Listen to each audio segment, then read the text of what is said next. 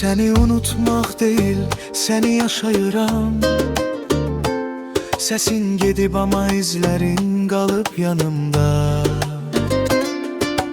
Bir külək esir, adını getirir, sanki hele de varsan bu otaqda. Senden sonra sessizlik danışır benimle, köhne bir mahnı kimi dövran fırlanır. Her küncde senin bir hatiren gizlenir. Ellerim boştu ama kalbim yanır.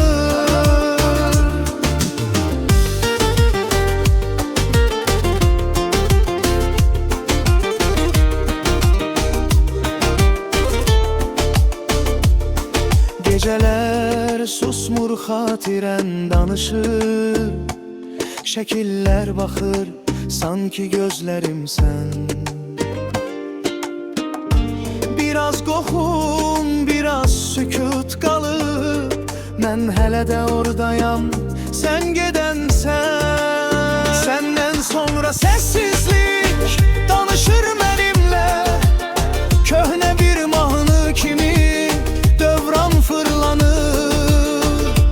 Her küncde senin bir hatiren gizlenir. Ellerim boştu ama kalbim yanır.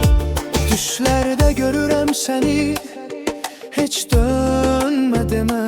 Çünkü dönsen yine aynı yere batacağım. Bir salam desen bele, min dəfə yenə yanacaq.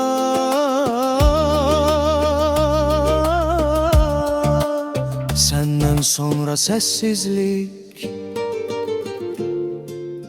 sanki benim adım olup adımı unudan sen. Beni yaddaşında sakla, unutma. Senden sonra sessizlik.